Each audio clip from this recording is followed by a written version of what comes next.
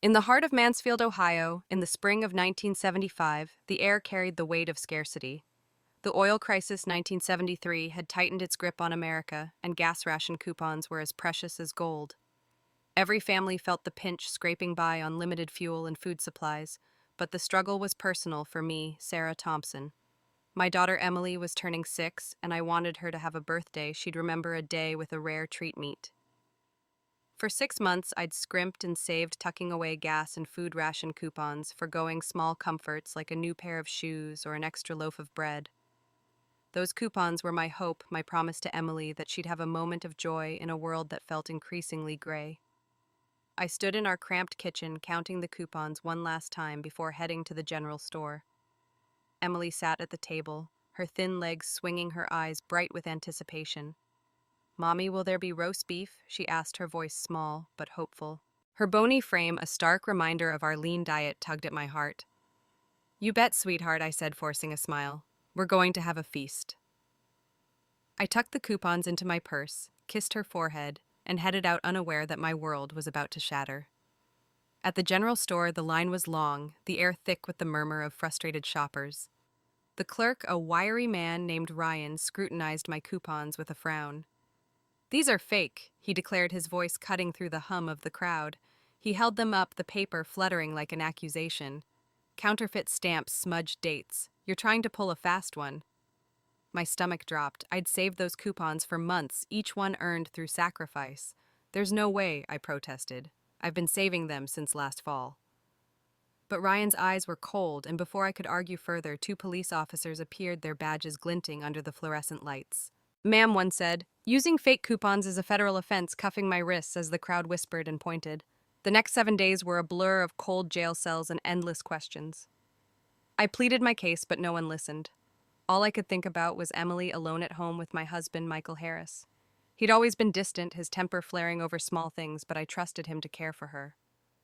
When I was finally released, I raced home, my heart pounding with dread. The house was eerily quiet. Michael sat at the kitchen table, his face grim. "Emily got sick," he said, his voice flat. "Pneumonia. She didn't make it." The words hit like a physical blow. I stumbled to her room, finding her small bed empty, her favorite stuffed rabbit lying abandoned. My world collapsed. Emily, my light, was gone. Michael's blame came swiftly. "This is on you, Sarah," he spat. "None of this would have happened if you hadn't been so greedy for meat." His words cut deeper than the bruises he left when his anger boiled over. I shrank under the weight of guilt, believing I'd failed Emily. Neighbors gossiped, calling me selfish, a mother who'd risked her child for a meal. My own parents, ashamed, kept their distance. For years, I endured Michael's abuse in silence, dragging myself through life like a ghost haunted by Emily's absence.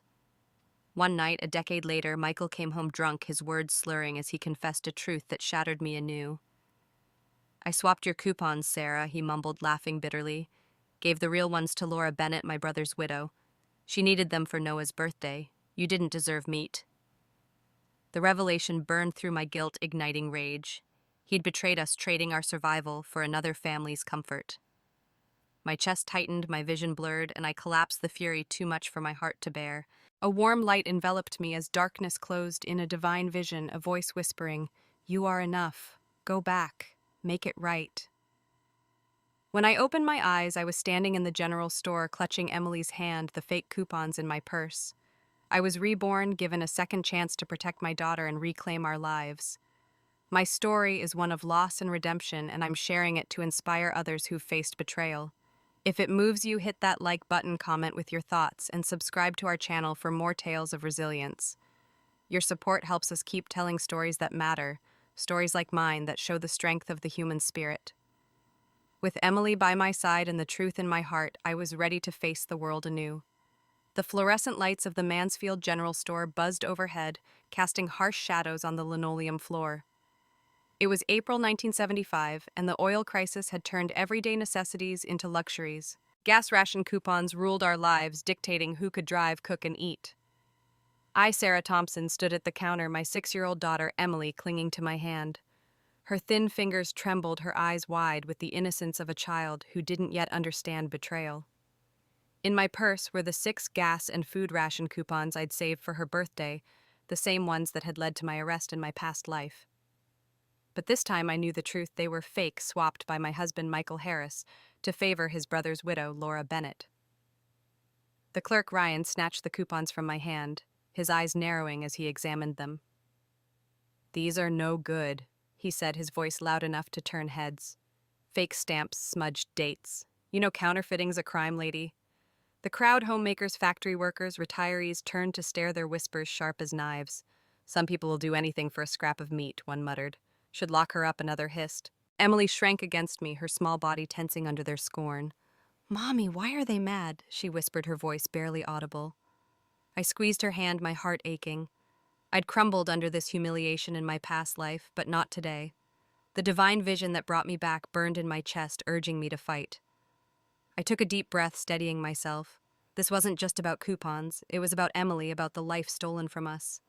In my previous life, after moving to Mansfield from rural Ohio, I'd worked at a paper mill sorting pulp in a dusty factory for $20 a month. Michael, an accountant at the general store, had seemed like a stable choice when we married. But Emily's birth stretched our finances thin, and then Michael's brother James died in a car accident, leaving Laura and their son Noah. Michael's mother Margaret fell ill with grief, and most of his salary went to her medical bills. Emily and I survived on my meager wages, her frail frame a constant reminder of our sacrifices. I'd saved those coupons to give her a taste of normalcy, a birthday with meat instead of watery soup. But Michael's betrayal had cost us everything. "Call Michael Harris," I said firmly, my voice cutting through the murmurs. Ryan raised an eyebrow but nodded to a coworker who disappeared behind a curtain. The crowd's eyes bored into me, but I held my head high, Emily's hand anchoring me. She looked up, her hazel eyes searching mine. "Is Daddy coming?" she asked, hope flickering. I nodded, but my stomach twisted. Michael had once orchestrated this humiliation, and I'd let it destroy me. Not this time. Michael emerged, his lanky frame stiffening when he saw me. "Sarah," he said, his voice feigning surprise, but a flicker of panic crossed his eyes. Ryan smirked, holding up the coupons. "Caught her red-handed, Mike fake coupons." I stepped forward, my gaze locked on Michael. "Explain this," I said loud enough for the crowd to hear. "These coupons came from our house. You work here. How are they fake?" The store fell silent, all eyes on him. Michael cleared his throat, his hands fidgeting. "Sarah, there's a misunderstanding," he said, pulling me aside. "Let's talk at home." "No," I snapped, yanking my arm free. "You owe me an explanation now. We've been eating oatmeal and canned beans for months, Michael. I saved these coupons for Emily's birthday. How are they fake?" The crowd leaned in, their curiosity piqued. Emily tugged my sleeve again, her voice small. "Mommy, did Daddy do something bad?" Her question stung, but it fueled me. Michael's face flushed, his voice dropping to a whisper. "Sarah, I gave the real coupons to Laura. It was Noah's birthday last week.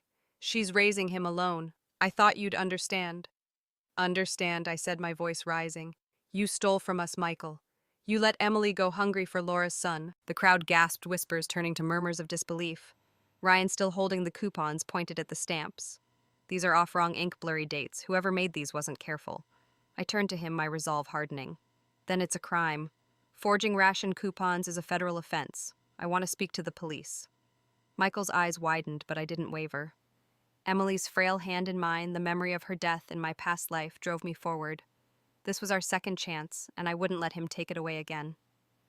The air in the Mansfield general store crackled with tension, and the crowd's murmurs were a low hum against the fluorescent buzz. It was April 1975, and the weight of the oil crisis hung over us, making every ration coupon a lifeline. I, Sarah Thompson, stood defiant, my 6-year-old daughter Emily clutching my hand, her frail fingers trembling from the crowd's judgmental stares. The clerk Ryan held up the counterfeit coupons, 6 gas and food rations I'd saved for Emily's birthday, now exposed as fakes. Their faded stamps and smudged dates were proof of my husband Michael Harris's deceit. He'd swapped them to favor Laura Bennett, his late brother's widow, and her son Noah. My past life's tragedy, Emily's death from pneumonia while I was jailed for these fakes, burned in my memory, fueling my resolve. Lanky and pale Michael stood before me, his accountant's badge pinned to his shirt. His attempt to pull me aside had failed, and now the crowd's eyes pinned him like a specimen. "Sarah, this is a misunderstanding," he said, his voice unsteady, a flicker of panic in his brown eyes. "Let's settle this at home." I stepped closer, my voice sharp enough to cut through the store's hum. "No, Michael, you explain right here, right now. These coupons were for Emily's birthday.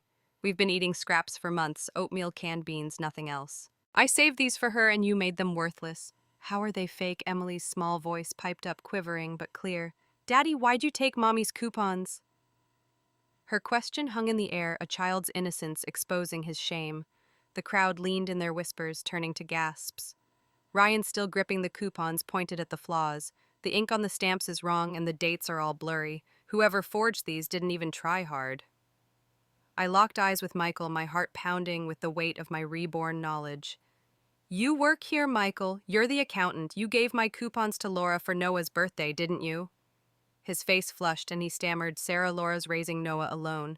It was just a few coupons. I thought you'd understand. The crowd's murmurs grew louder, a mix of shock and disapproval. A woman in a faded apron muttered, His own daughter, and he's feeding someone else's kid. I tightened my grip on Emily's hand, her bony fingers grounding me. In my past life, I'd been arrested, humiliated, and blamed for Emily's death, all because of Michael's betrayal. The 1973 oil crisis had made rations scarce, gas for driving, food for cooking, all controlled by coupons. My job at the paper mill barely covered our bills, and Michael's salary went to his mother Margaret's medical bills after his brother James died. Emily's frail frame constantly reminded us of our sacrifices, yet Michael had chosen Laura over us. Understand, I said, my voice rising. You stole from us, Michael. You let Emily go hungry to play hero for Laura. How dare you? Emily's eyes welled up and she whispered, Daddy, don't you love us? Her words were a dagger and Michael's face crumpled, but he didn't answer. I turned to Ryan, my resolve unshaken. Forging ration coupons is a federal crime. Call the police. Ryan hesitated, glancing at Michael, but the crowd's growing unrest pushed him to act. He nodded to a coworker who hurried to the phone. Michael's panic deepened, his voice dropping to a desperate whisper. Sarah, please. I gave Laura the coupons because Noah needed a good meal. I swapped yours with fakes so you wouldn't notice. I didn't think you'd try to buy meat out of the blue. His admission stunned the crowd into silence. A man in overalls shook his head, muttering, stealing from his own family. What kind of man does that? Emily tugged my sleeve, her voice breaking. Mommy, why doesn't Daddy want me to have meat? I knelt, brushing a strand of hair from her face. It's not about you, sweetheart. Daddy made a bad choice, but we're going to fix this. Her nod, small but trusting, strengthened me. I stood facing Michael. You thought I wouldn't notice. You thought you could rob us and walk away. This ends now. The crowd's murmurs turned to nods of support, their judgment shifting to Michael. Ryan, now holding the phone, confirmed the police were coming. Michael's shoulders slumped, but I felt no pity. The divine vision that brought me back had given me clarity. I was here to protect Emily, to reclaim our lives from his betrayal. As the sound of sirens grew closer, I held Emily tight, ready to face whatever came next. The Mansfield General Store was a cauldron of tension, the crowd's eyes darting between me, Sarah Thompson, and my husband, Michael Harris. It was April 1975, and the oil crisis had made ration coupons the currency of survival. Emily, my 6-year-old daughter, stood beside me, her thin frame pressed against my leg as the clerk Ryan waited for the police. Michael's confession that he'd swapped my carefully saved coupons for fakes to give to Laura Bennett hung like smoke. The crowd's whispers had turned to murmurs of support for me, their disdain now aimed at Michael. But Emily's voice cut through the noise, small and piercing. Mommy, why does Daddy care more about Noah than me? Her question, raw and unfiltered, silenced the store, and every head turned to Michael, waiting for an answer he couldn't give. I knelt beside Emily, my heart aching at her confusion. Her hazel eyes, vast and hurt, searched mine for answers. In my past life, I'd shielded her from the truth, letting guilt and shame silence me as Michael's abuse and Emily's death tore me apart. The 1973 oil crisis had left Mansfield struggling gas stations, dry grocery shelves, sparse families rationing every meal. My job at the paper mill paid $20 a month, barely enough for rent and basics. Michael's salary meant for us went to his mother Margaret's hospital bills after his brother James's death left Laura and Noah alone. I'd saved those coupons for Emily's birthday, dreaming of a roast to make her smile. But Michael's betrayal had cost her life. Now reborn, I wouldn't let her feel worthless again. Emily, I said softly, cupping her face, you're enough. Daddy's choices don't change how much you matter. We're going to make things right together. She nodded, tears spilling, but a spark of trust flickered in her eyes.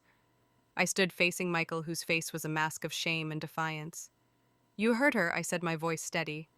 Your daughter's asking why you put Noah first. Answer her. The crowd leaned in, their silence heavy. Michael's mouth opened, then closed, his hands clenching. Sarah, it's not like that, he muttered. Laura's struggling. Noah needed a good meal. I didn't mean I cut him off, my voice sharp. You didn't mean to starve your own daughter to forge coupons and let me take the fall. You're an accountant, Michael. You knew what you were doing. The crowd erupted in murmurs, a woman in a plaid dress saying he let his kid go hungry. Emily's small hand tightened in mine and she spoke again, her voice louder. Daddy, it's my birthday too. Don't I get to have meat? Her words were a plea and an accusation, and the crowd's sympathy shifted entirely to us. Michael's face reddened and he snapped Emily's just a girl, Sarah. Noah's my brother's son. He's family same as her. The crowd gasped, and even Ryan flinched at the callousness. I felt a fire ignite in my chest, the divine vision that had reborn me urging me forward. I stepped closer, my voice low but fierce. Emily is your daughter, Michael. You don't get to decide she's worth less. I turned to Ryan. When the police arrive, tell them that Michael Harris has forged and stolen these coupons from his family. I want him held accountable. Ryan nodded, his earlier smugness gone. The crowd parted as Laura Bennett entered, her son Noah at her side. She looked polished in a neat cotton coat, unlike my threadbare one. Sarah, I'm so sorry, she said, her voice soft, eyes downcast. Michael was helping us. I didn't mean to cause trouble. Her apology felt rehearsed, and I saw the glint of my stolen watch on her wrist. Save it, Laura, I said coldly. You knew those coupons were mine. Noah, oblivious, tugged at her sleeve, but Emily stared at him, her voice small. Mommy, is Noah more important than me? I hugged her tight. No, sweetheart. You're my world. The sirens wailed closer, and Michael's panic grew. Sarah, stop this, he hissed. You're embarrassing us all. I laughed bitterly, the sound startling even me. Embarrassing. You stole from us, Michael. You let Emily suffer. This ends today. I looked at Ryan. Make sure the police know everything. As the officers entered, their boots heavy on the linoleum, I held Emily close, her warmth a reminder of why I was reborn. The crowd's support, Emily's brave questions, and my own resolve formed a shield against Michael's betrayal. This was our fight, and I wouldn't back down. The Mansfield General Store pulsed with the weight of confrontation, its fluorescent lights casting stark shadows on the linoleum floor. It was April 1975, and the 1973 oil crisis had turned ration coupons into the currency of survival in Ohio, where gas and food were scarce. I, Sarah Thompson, stood firm, my 6-year-old daughter Emily pressed against me, her frail hand trembling as the crowd's eyes bore into us. The clerk Ryan clutched the counterfeit coupons, 6 gas and food rations I'd saved for Emily's birthday, now exposed as fakes forged by my husband Michael Harris. His admission that he'd given my coupons to Laura Bennett, his late brother's widow, for her son Noah's birthday, hung in the air like a confession of treason. Emily's voice, small but piercing, had just asked, "Don't I get to have meat?" Her question silenced the store, and Michael's callous reply that Noah, his brother's son, was just as much family, had turned the crowd against him. I felt the divine vision that reborn me burning in my chest, urging me to fight. Emily is your daughter, I said, my voice low and fierce, cutting through the murmurs. You don't get to decide she's worth less than Noah. The crowd's nods emboldened me, their whispers now laced with disgust for Michael. A woman in a faded coat muttered, "Letting his own kid starve? What kind of father does that?" Michael's face reddened, his hands clenching. "Sarah, you're blowing this out of proportion," he hissed, stepping closer. "Laura's struggling. I was helping out. You're making a scene." I laughed, the sound sharp and bitter, startling even myself. "A scene you stole from us. Michael, you forged coupons and let me take the fall. This is Emily's birthday, and you chose Laura over her." Emily tugged my sleeve, her hazel eyes wide with hurt. "Mommy, why doesn't Daddy want us to have anything?" Her question was a dagger, and the crowd's murmurs grew louder, their sympathy entirely with us. I knelt, brushing a tear from her cheek. "Sweetheart, Daddy made a mistake, but we will be okay, I promise." Her slight nod, filled with trust, fueled my resolve. I stood facing Michael, my voice rising. "You're an accountant here, Michael. You knew forging coupons was a federal crime. You thought you could rob us and walk away."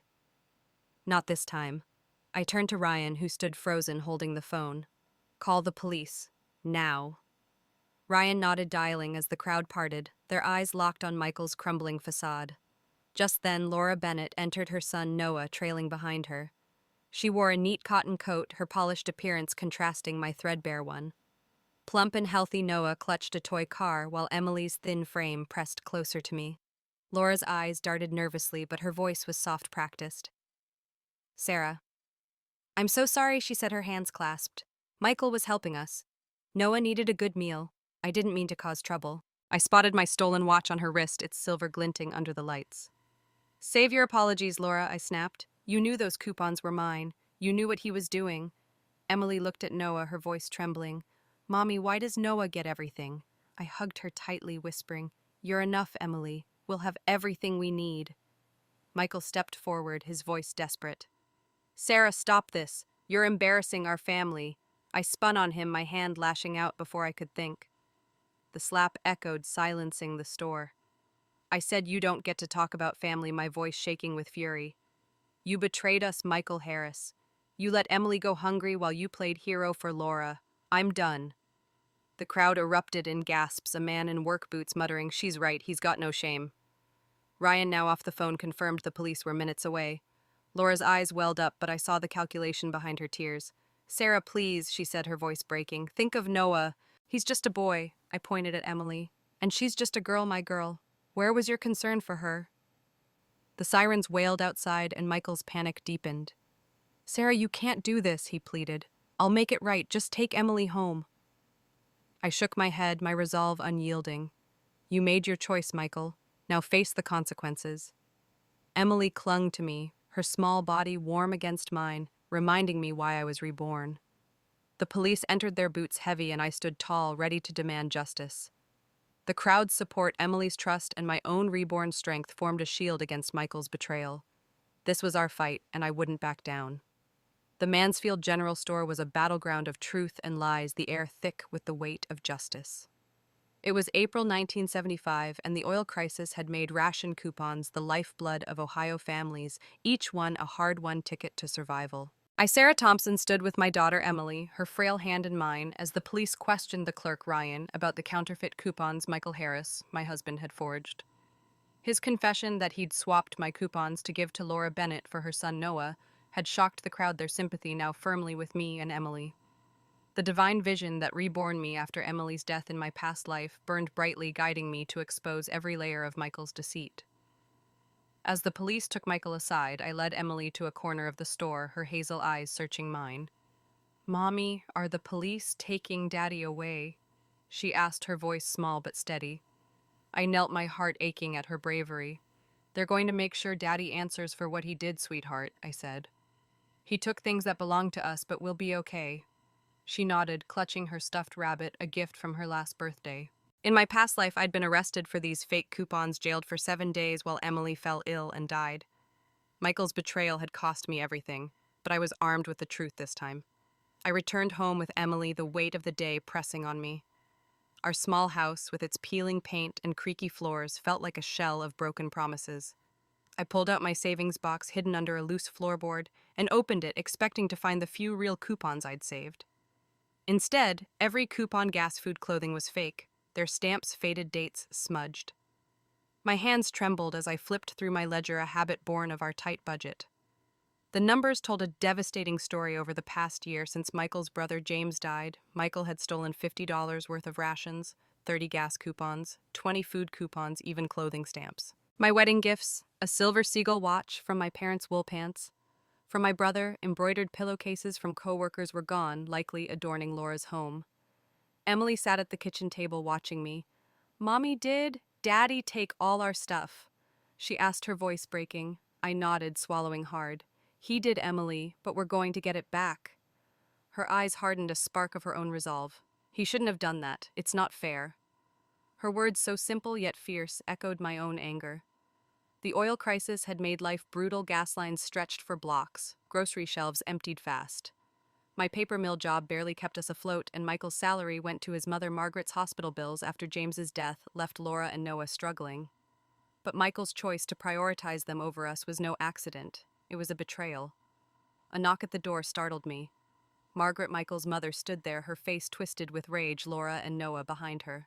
Laura wore my stolen watch, its silver catching the sunlight. Margaret pointed a bony finger at me. Sarah Thompson, you sent my son to the police. You're a disgrace, neglecting your family for a few coupons. I stepped forward, my ledger in hand. Neglect. Michael stole from us, Margaret. Every coupon in this house is fake. He took my watch, my clothes, everything I saved for Emily. I held up the ledger, my voice steady. He's taken $50 worth of rations in a year. Return it or I'll add theft charges to his forgery. Laura paled, tugging her sleeve over the watch, but Margaret scoffed. You're lying. Michael's a good son and he helps Laura as he should. Emily stepped beside me, clutching her rabbit. Grandma, why do you like Noah better than me? Her question silenced Margaret, who flinched but didn't answer. The neighbors, drawn by the commotion, gathered in the yard. Mrs. Carter, a kind widow from next door, frowned at Laura's neat coat and Noah's healthy glow, then at Emily's tattered dress. Sarah's right, she said. Look at Emily's skin and bones. Michael's been giving everything to Laura. The crowd murmured agreement, their support shifting to me. I faced Laura, my voice cold. Return my things, or the police will search your house next. Laura stammered, but Margaret shrieked, You'll pay for this, Sarah! She stormed off Laura and Noah, trailing her, my watch still on her wrist. I hugged Emily, her warmth grounding me. The neighbors' support, Emily's courage, and my ledger's evidence were weapons in this fight. Michael's deceit ran deeper than I'd imagined, but I was reborn to expose it. As evening fell, I prepared to take my ledger to the police, knowing this was only the beginning of our justice. The Mansfield police station smelled of stale coffee and ink, its walls lined with faded wanted posters from a town gripped by the 1973 oil crisis. It was April 1975, and ration coupons were the lifeblood of Ohio families, each one a hard-won chance at gas or a decent meal.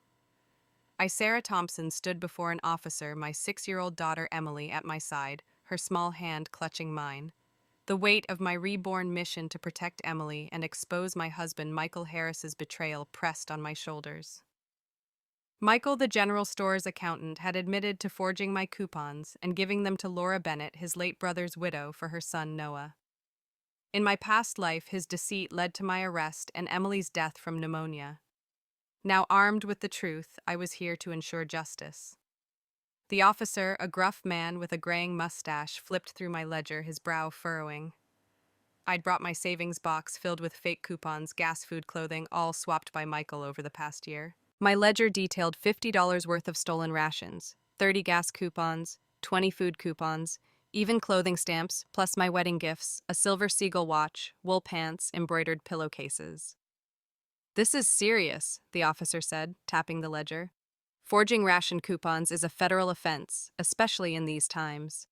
The oil crisis had crippled Mansfield gas stations, rationed fuel grocery shelves sat half empty, and families like mine scraped by on meager wages. My paper mill job paid $20 a month, barely enough for rent, while Michael's salary went to his mother, Margaret's medical bills after his brother James's death. Emily tugged my sleeve, her hazel eyes wide. Mommy, will Daddy go to jail? Her voice, small but steady, carried the weight of her confusion. I knelt, brushing a strand of hair from her face. He did something wrong, sweetheart, and he needs to answer for it. But we'll be okay, I promise. Her nod, filled with trust, strengthened my resolve. I stood, handing the officer the savings box. These are all fake, I said. Michael swapped every coupon I saved. He's been doing it for months, maybe longer. The officer's eyes narrowed. He's the store's accountant. If he's tampering with their books too, that's embezzlement. I nodded, my voice steady. That's why I'm here. If he stole from us, what's he done at the store? The officer led me to a holding room where Michael sat. His lanky frame hunched, his accountant's badge glinting under the dim light. His eyes widened when he saw me. Sarah, you've gone too far, he snapped, his voice laced with panic. I told them I only gave Laura a few coupons. Why are you doing this? I slid the ledger across the table, my gaze cold. A few coupons. You stole $50 worth of rations from us, Michael. You took my watch, my clothes, everything I saved for Emily. Did you think about her when you let her go hungry? Emily stepped forward, clutching her stuffed rabbit. Daddy, why'd you take our things? Her question silenced him, his face crumpling with shame. Michael's voice softened, pleading. Sarah, I messed up. I was helping Laura because James died and Noah's all she has. I didn't mean to hurt you. Please tell them there's a misunderstanding. I almost laughed, the sound bitter in my throat. A misunderstanding. You forged coupons, Michael. You let me face arrest while Emily starved. Which family are you really helping, ours or Laura's? His face paled and he muttered, It was Mom's idea. She said it's tradition to care for James's family. Laura agreed. I just went along. His words rolled off me empty excuses. I pulled the divorce papers from my bag, placing them on the table. Sign these, I said. We're done. He shot up, but the officer pushed him back down. Sarah, I won't divorce you, he growled, his face blotchy with rage. Fine, I said, retrieving the papers. I'll file for a compulsory divorce if you're convicted, and you will be. I slid the ledger closer. This lists everything you stole. I'll report her if Laura doesn't return my things. Michael slammed the table. You're vicious, Sarah. Those were just things I leaned in, my voice calm but sharp. They were mine, Michael. If I have to burn them, I won't let you or Laura benefit. I turned to the officer. Check the store's books. He's their accountant. If he stole from me, he's likely done worse. The officer nodded, his expression grim. We'll investigate. This could be big. I walked out, Emily's hand in mine, the weight of justice settling around us. Michael's fate was sealed, and I was free to rebuild. The sun hung low over Mansfield, casting long shadows across our small yard, where neighbors gathered like jurors in a trial. It was late April 1975, and the oil crisis had left our town raw. Every ration coupon symbolized survival. I, Sarah Thompson, stood on my porch beside Emily, her stuffed rabbit clutched tight. The police had taken Michael Harris, my husband, for forging coupons and stealing from our family to give to Laura Bennett and her son Noah. My ledger detailing $50 worth of stolen rations and personal items had exposed his deceit. Now Laura and Michael's mother, Margaret, stood before me, their faces a mix of guilt and defiance, as neighbors watched, drawn by the drama unfolding in our working-class neighborhood. Laura held Noah's hand, her neat cotton coat a stark contrast to my faded one. My stolen watch glinted on her wrist, a silent accusation. Margaret, her eyes blazing, pointed at me. Sarah Thompson, you've ruined my son. Sending him to jail over a few coupons. What kind of wife are you? Her voice, sharp with venom, echoed her traditionalist belief that Michael should care for James's family, prioritizing Noah over Emily. I held up my ledger, my voice steady. A few coupons. Michael stole $50 worth of rations, gas, food, clothing over a year. He took my watch, my pants, my pillowcases, all for Laura. Emily, her voice small but clear, spoke up. Grandma, why don't you care about me? Margaret flinched, her silence damning. Mrs. Carter, a neighbor with kind eyes, stepped forward, eyeing Laura's polished appearance and Noah's healthy frame against Emily's thin one. Sarah's right, she said. Emily's skin and bones, while Laura's dressed like she's got plenty. Michael's been giving everything to her. The neighbors murmured agreement, their sympathy shifting to us. Laura's eyes welled up, her voice soft. Sarah, I'm sorry. Michael was helping us because James had died. I'll return everything, the watch, the clothes, everything. She unclasped the watch, handing it over with trembling hands, followed by a bundle of my stolen items. I checked them, the wool pants, the pillowcases, even a bolt of navy wool I'd bought for Michael's suit. This doesn't erase what you did, I said. You knew those coupons were stolen. Margaret scoffed, undeterred. You're ungrateful, Sarah. Michael follows the tradition of caring for his brother's family. You can't even give him a son. Her words stung, but Emily's voice cut through. I'm his daughter, Grandma. Why am I not enough? The crowd gasped, and Mrs. Carter shook her head. Margaret, it's 1975. That old nonsense about sons doesn't hold. Michael neglected his own child. Laura, sensing the tide turning, dropped to her knees, sobbing. Sarah, please go to the police and get Michael out. I swear I'll stay away from your family, even if we starve. Noah, confused, tugged at her. Mom, what's wrong? Emily looked at him, then at me, her eyes hard. Mommy, she's pretending, isn't she? I nodded, whispering, You're learning fast, sweetheart. I faced Laura, my voice cold. You've returned the stolen goods, but forgery's a federal crime. Michael's an accountant. If he gave you store property, you're in trouble too. Laura paled, her act crumbling. You're lying, she stammered, but her eyes betrayed her guilt. The neighbors, now entirely on my side, murmured their disapproval. Mrs. Carter spoke up. Sarah, you've got proof. Please take it to the police. I nodded, holding up the ledger. I will. Michael's theft goes beyond our home. The store needs to know. Margaret, furious, grabbed Laura and Noah, storming off. This isn't over, Sarah, she shouted, but her voice lacked power. As the neighbors dispersed, Mrs. Carter stayed her hand on my shoulder. You're doing right by Emily, she said. Divorcing Michael's for the best. Emily hugged me, her voice soft. Mommy, we don't need Daddy, do we? I kissed her forehead. No, sweetheart. We're enough. The oil crisis had taught me resilience, and my reborn strength was a gift to protect Emily. With the ledger and returned items, I headed to the police station, ready to ensure Michael faced the full weight of his crimes. Our new life was beginning, built on truth and the love between a mother and daughter. The streets of Columbus, Ohio bustled with a cautious hope in the summer of 1975 as the grip of the 1973 oil crisis began to loosen. Ration coupons still ruled daily life, but whispers of economic reform promised a freer market a chance to rebuild. I, Sarah Thompson, stood at a crossroads, my 6-year-old daughter Emily by my side, her stuffed rabbit tucked under her arm. After divorcing my husband, Michael Harris, I had left Mansfield behind, selling our small, peeling house for a modest sum. His betrayal, forging my coupons and stealing $50 worth of rations to give to Laura Bennett and her son Noah, had cost me Emily in my past life. Reborn by a divine vision, I'd reported his crimes, and now he faced justice for forgery and embezzlement. With my ledger and returned stolen goods, my watch, wool pants, pillowcases, and a bolt of navy wool in hand, I was ready to start anew. I'd left Emily with my parents in Mansfield, promising to bring her to Columbus once I'd built a foundation. The oil crisis had taught me resilience, and my reborn strength drove me to seize this chance. With its busy bus station and growing markets, Columbus felt like the right place to begin. I wandered the city's alleys, studying vendors and their wares. Food was scarce, but people craved comfort, something hearty, affordable, and warm. I'd always been good with dough, a skill honed from years of stretching meager ingredients. My mother's recipe for apple pie, with its flaky crust and spiced filling, had been a rare treat in our lean years. I set up a food cart outside the bus station, selling homemade pies and sandwiches.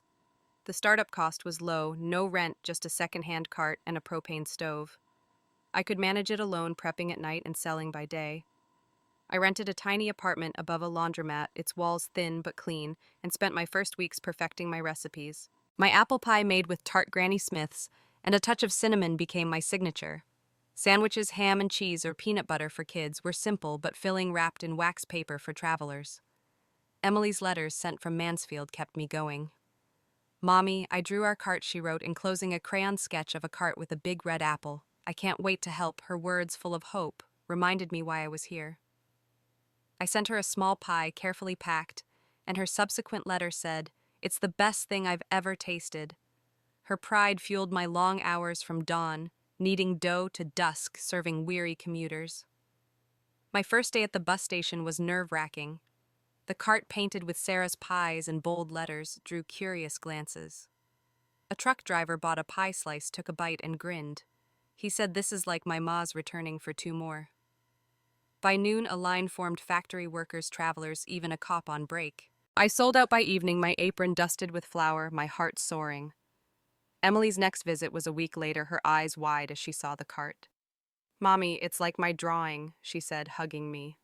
I gave her a small apron, and she handed out napkins, her smile winning over customers. "Your girl's a natural," a regular said, tossing her a dime tip. Emily beamed, tucking it into her pocket. "For our new house," she whispered. The 1970s reforms loosening rationing helped my business grow. Gas lines shortened and more people traveled, boosting foot traffic.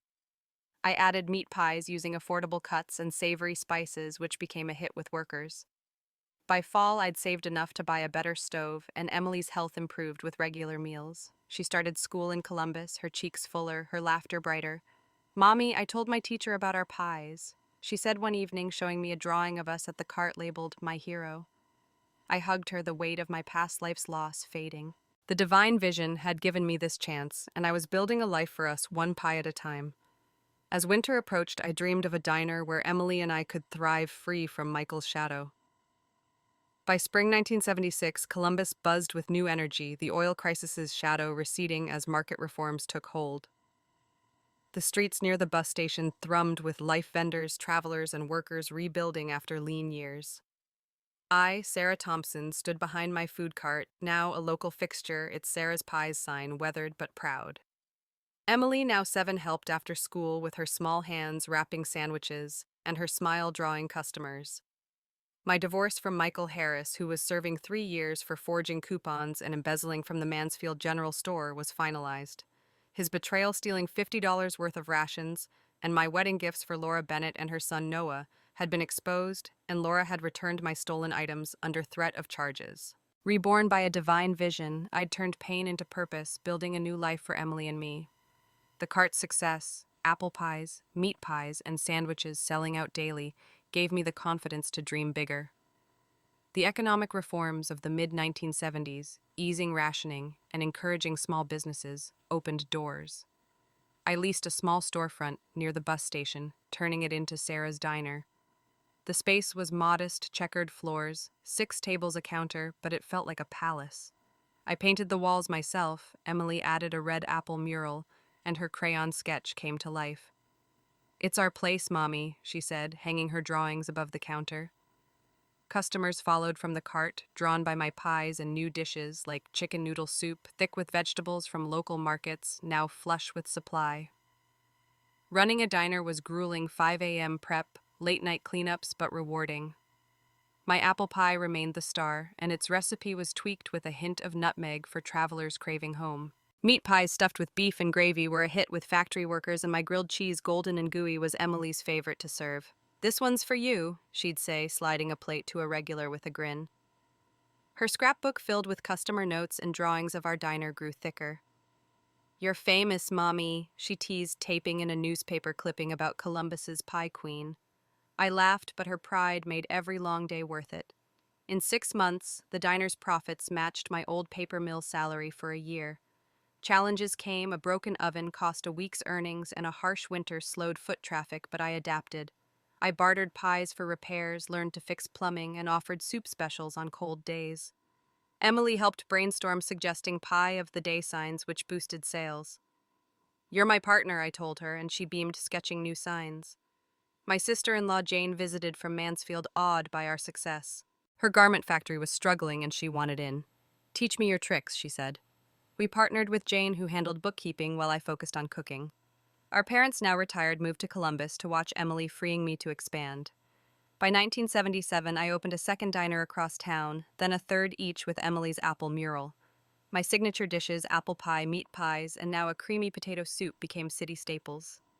The economic boom fueled growth, but my grit and Emily's spirit built our empire.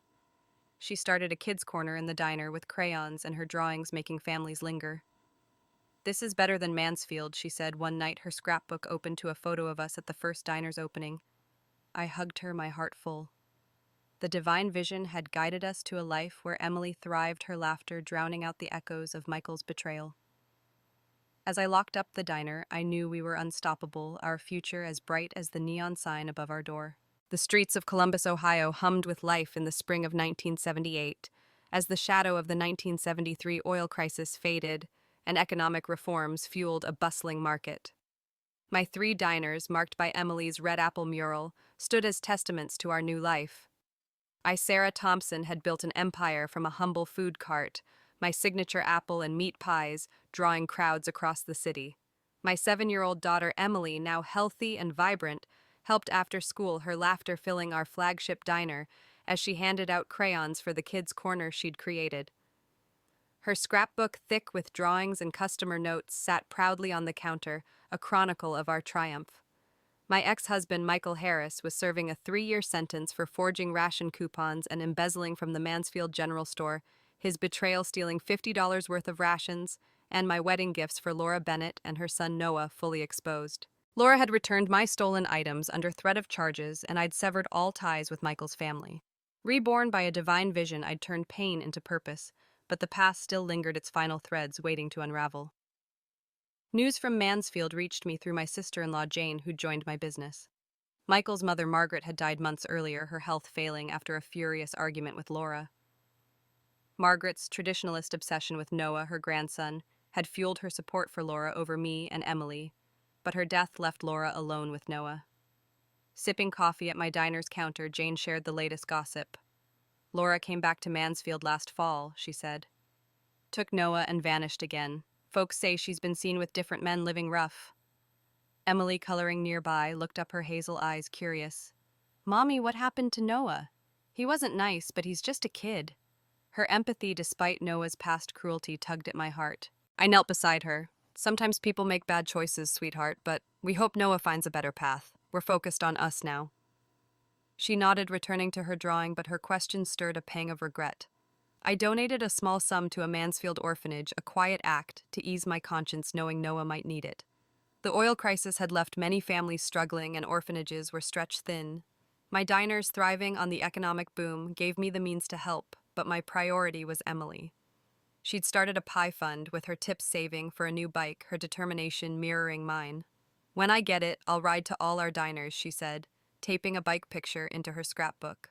Her dreams, once overshadowed by Michael's betrayal, now soared, and I vowed to keep them alive. Then came the final piece of news delivered by a former Mansfield neighbor, Mrs. Carter, who visited my diner. "Michael's out of prison," she said, her voice low. "Got early release for good behavior." Went straight to Laura's place. My stomach tightened, but I stayed calm, slicing an apple pie for a customer. "What happened?" I asked. Mrs. Carter leaned in. "Found Laura with another man. Michael lost it, grabbed a kitchen knife, attacked her, then himself. Both gone. Noah's in an orphanage now." The words hit like a cold wind. Emily, wiping down a table, paused, her eyes wide. "Mommy, is Daddy dead?" I nodded, pulling her close. "He made bad choices, Emily, and they caught up with him. But we're safe, and we're together." She hugged me tightly, her voice soft. "I'm glad we have our diners. It's better than before." The news stirred a mix of emotions: regret for Michael's wasted life, sorrow for Noah, but mostly relief. The divine vision had given me a second chance, and I'd used it to protect Emily. The economic reforms had opened markets, but my resilience, kneading dough at dawn, serving weary travelers, building a business from nothing, had secured our future. I looked at Emily, her crayons scattered, her scrapbook open to a drawing of our first cart. "You're my hero, Mommy," she'd written. That was enough. Michael and Laura's downfall was a tragic echo of their choices, but it closed a chapter. I locked up the diner that night, Emily's hand in mine, ready to face a future free of their shadow. By the summer of 1978, Columbus, Ohio was reborn, its streets alive with the energy of new businesses and loosened rationing. The 1973 oil crisis was a fading memory, replaced by bustling markets and hope. My three diners, Sarah's Pies, stood as pillars of our new life, their neon signs glowing over busy streets. I, Sarah Thompson, had turned a food cart into a chain, my apple pies, meat pies, and creamy potato soup now city staples. Emily, now 8, was my partner in spirit. Her kids' corner was a draw for families, and her scrapbook was a testament to our journey. She'd added a new drawing, a bike with a basket labeled "for delivering pies," her tips nearly enough to buy it. My divorce from Michael Harris, who'd died after attacking Laura Bennett in a rage, was a distant memory. His betrayal, stealing rations, and forging coupons had been undone by my reborn resolve, guided by a divine vision that saved Emily from the fate of my past life. Our flagship diner buzzed with lunchtime crowds, the smell of fresh pies mingling with coffee. In her small apron, Emily handed out crayons, her laughter bright. "Mommy, Mrs. Johnson said our soup's better than her grandma's," she pointed to a regular. I smiled, stirring a pot of potato soup, its creamy warmth a recipe born from lean years. The economic reforms of the late 1970s fueled our growth. Freer markets meant more ingredients, customers, and dreams. My sister-in-law, Jane, now my business partner, managed the books while our parents, settled in Columbus, watched Emily when I worked late. "You've built something real," Jane said one evening, tallying receipts. "This city loves you." Emily, flipping through her scrapbook, added, "And me too." Look at my drawings, her pride, her health, her joy. They were my victory. Reflecting on Michael's and Laura's deaths, I felt a complex knot of emotions. Michael, released early from his 3-year sentence for forgery and embezzlement, had sought Laura only to find her with another man. His violent end and hers was a tragic consequence of their choices. Noah, their son, was in an orphanage, which weighed on me. Sensing my quiet mood, Emily sat beside me one night, her scrapbook open. "Mommy, do you think Noah's okay?" she asked softly. "I hope so, sweetheart," I said. "We gave to the orphanage to help kids like him. But you're my focus, always." She hugged me, her warmth erasing the past's pain. "I like our life now," she said. "It's all sunshine." Her words, accurate and straightforward, settled my heart. I donated regularly to the orphanage, a small act to honor Emily's empathy, but my energy went to our future. The diners thrived, each with its own story: the first born from our cart, the second a haven for factory workers, the third a family favorite with Emily's murals. My apple pie recipe, now in a local cookbook, symbolized our resilience. I'd faced challenges, a broken freezer, a slow winter, but adapted, bartering pies for repairs, creating specials like pumpkin pie for fall. Emily's ideas, like pie of the month signs, kept us growing. "You're a genius," I told her, and she grinned, sketching a new sign. Our proud parents hosted a dinner at the diner, toasting our success. "You proved them wrong," my father said, raising a glass. Emily clinked her milk, giggling. "To Mommy's pies." As I locked up the diner one evening, Emily was riding her new bike in the lot, and I looked back on our journey. The divine vision, perhaps a gift from a higher power, had given me a second chance to save Emily, to build a life of love and independence. Michael's and Laura's fates were a distant echo, their betrayal a lesson in resilience. Emily pedaled over, her face glowing. "Ready to go home, Mommy?" she asked. I nodded, taking her hand. "Let's go, partner." Our life filled with sunshine was ours alone, built on hard-won triumphs and the unbreakable bond between a mother and daughter.